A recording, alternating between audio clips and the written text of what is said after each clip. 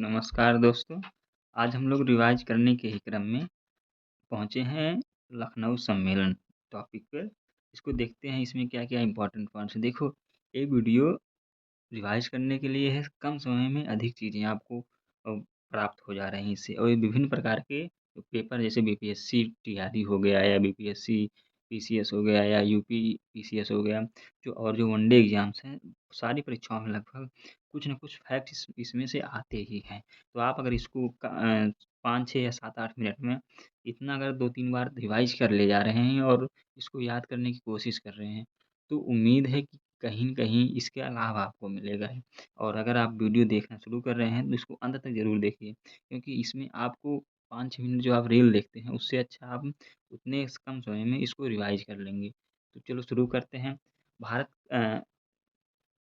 अब भारत के राष्ट्रीय आंदोलन के क्रम में हम लोगों ने आज देखना है जो है लखनऊ सम्मेलन। लखनऊ सम्मेलन कब हुआ था? 1916 में। लखनऊ सम्मेलन कब हुआ था? 1916 में। यह क्यों ख़ास है? इन सारी चीज़ों पे पहली चीज़ देखते हैं। तो लखनऊ सम्मेलन दिसंबर 1916 को हुआ था। कब? दिसंबर 1916 को हुआ था। इस दिन कांग्रेस का भी अधिवेशन हुआ था और मुस्लिम लीग का भी अधिवेशन हुआ था। तो कांग्रेस का जब अधिवेशन हुआ था तो इसकी अध्यक्षता अंबिका चरण मजूमदार ने की थी। किसने की थी? अंबिका चरण मजूमदार ने की थी। जबकि जब मुस्लिम लीग का अध्यक्षता अधिवेशन हुआ था तो इसकी अध्यक्षता मोहम्मद अली जिन्ना ने की थी। समझ में आया? तो लखनऊ सम्मेलन कब हुआ? 1916 में हुआ। यह किस महीने में हुआ? दिसंबर 1916 में हुआ। इसमें क्या हुआ था? इसमें कांग्रेस का अधिवेशन और मुस्लिम लीग का अधिवेशन दोनों का साथ-साथ हुआ था। ठीक है?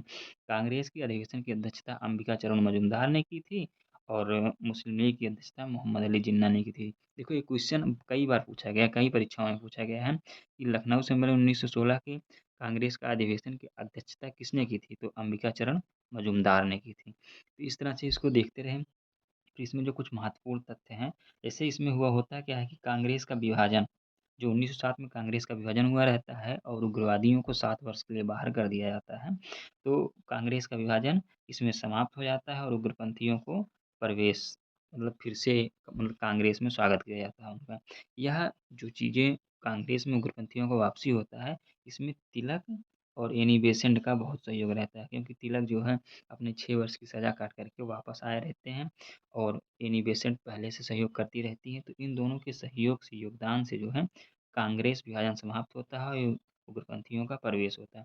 तो क्वेश्चन यहाँ से पूछा जा सकता है कि कांग्रेस का विभाजन कब समाप्त हुआ?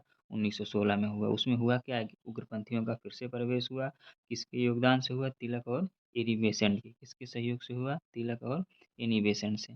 अब दूसरी चीज़ क्या होता है, कांग्रेस व मुस्लिम लीग के बीच समझौता हो जाता है। दूसरी चीज़ क्या होता है इसमें? कांग्रेस और लीग के मध्य समझौता होता है। किस चीज़ पे समझौता होता है? जो 1909 में पृथक निर्वाचन अ, अंग्रेज़ों ने दिया था मुस्लिमों के लिए, उसको कांग्रेस नहीं स्वीकार कर रही थी। लेकिन जो है ऐसी सिचुएशंस बनते हैं, तो उसको कांग्रेस एवं लीग ने मतलब कांग्रेस मुस्लिम लीग के पृथक निर्वाचन को स्वीकार कर लेती है। तो इसमें होता क्या है कि कांग्रेस एवं लीग में समझौता होता है, जिसमें पृथक निर्वाचन को स्वीकार कर लिया जाता है। तो पूछा जाएगा कि इस सम्मेलन में पृथक निर्वाचन को कांग्रेस ने स्वीकारा? तो लखनऊ सम्मेलन 1916 में कांग्रेस ने पृथक निर्वाचन को स्वीकारा। अब कांग्रेस एवं लीग के मध्य समझौता कराने में किनका योगदान था? योगदान बाल गंगाधर तिलक और मोहम्मद अली जिन्ना का था। किनका योगदान था? बाल गंगाधर तिलक और जिन्ना का योगदान था। लेकिन जो पृथक निर्वाचन को कांग्रेस स्वीकार कर रहा है, इसको मदन मोहन मालवीय ने, किसने? मदन मोहन मालवीय ने इसका विरोध किया था। ठीक है? अगर पूछा जाएगा कि कांग्रेस व लीग की जो समझौता हो उसमें जो पृथक निर्वाचन को स्वीकार किया गया, इसको मदन मोहन मालवीय के द्वारा विरोध किया गया था। और कुछ अन्य इसमें देखते हैं कि इसी कांग्रेस के लखनऊ सम्मेलन में ही जो है स्वशासन को, किसको? स्वशासन को राष्ट्रीय लक्ष्य माना गया कि अब भारत का लक्ष्य क्या होगा? स्वशासन होगा। और इसी सम्मेलन में ही राजकुमार शुक्ल, जो कि बिहार के रहने वाले थे, इन्होंने बिहार में जो चंपारण समस्या थी, गठिया वाला समस्या थी, उससे गांधी जी को अवगत कराया था। ठीक है? तो पूछा जाएगा कि क्वेश्चन आया है, बीपीएससी टीआरई में आया है कि गांधी जी को चम चंपारण की समस्या का जो अवगत कराया के बारे में कब बताया गया था? लखनऊ सम्मेलन 1916 में बताया। किसने बताया? राजकुमार शुक्ल ने बताया। तो इस तरह विभिन्न तरीके से इसमें क्वेश्चन आते हैं, ठीक है। और तीसरा जो दूसरा और है एक इम्पोर्टेंट, संयुक्त प्रांत का जो गवर्नर था, कौन? संयुक्त प्रांत का governor James Meston. James Meston जो था वह इस अधिवेशन में अपनी पत्नी के साथ शामिल हुआ था। जैसे क्वेश्चन आ सकता है कि किस गवर्नर ने 1916 में शामिल हुए थे, तो उसमें आप बता सकते हैं कि जेम्स मिस्टन लखनऊ संयुक्त प्रांत का जो गवर्नर था वह लखनऊ सम्मेलन में शामिल हुआ था। तो आप लोग इसको रिवाइज करिए। जैसे लखनऊ सम्मेलन कब हुआ? 1916 में हुआ। कब हुआ? दिसंबर 1916 को। इसमें क्या चीज़ होता है? कांग्रेस का अधिवेशन और मुस्लिम लीग का अधिवेशन दोनों ही लखनऊ में होता है। कांग्रेस की अध्यक्षता किसने की? अंबिका चरण मजूमदार ने की। मुस्लिम लीग की अध्यक्षता किसने की? मोहम्मद अली जिन्ना ने की। कांग्रेस का विभाजन समाप्त हो जाता है इसमें। होता क्या है, उग्रपंथियों को प्रवेश दिया जाता है, किसके सहयोग से? तिलक और इनोवेशन के सहयोग से। दूसरी चीज़ क्या होता है, कांग्रेस और लीग के मध्य समझौता हो जाता है।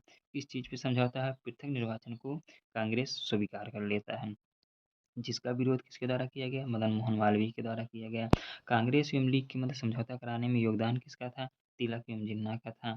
और अन्य तथ्य में देखेंगे कि सुशासन को राष्ट्रीय लक्ष्य कब माना गया? लखनऊ अधिवेशन 1916 में माना गया। और चंपारण समस्या से गांधी जी को कौन अवगत कराया? राजकुमार शुक्ल ने अवगत कराया। कब अवगत कराया? लखनऊ सम्मेलन में अवगत कराया। और फिर ये भी पूछा जा सकता है कि कौन सा गवर्नर था जो लखनऊ सम्मेलन में शामिल हुआ था? तो जेम्स मेस्टन जो था वो लखनऊ सम्मेलन में शामिल हुआ था। उम्मीद है वीडियो आपको अच्छी लगी होगी अगर यहाँ तक देखे हैं। तो इसको ऐसे रिवाइज करिए, कम समय में अधिक चीज़ें आप रिवाइज कर ले जा रहे हैं। तो ऐसे पढ़िए और जितना पढ़ेंगे उतनी ही सफलता आपके पास आती रहेगी।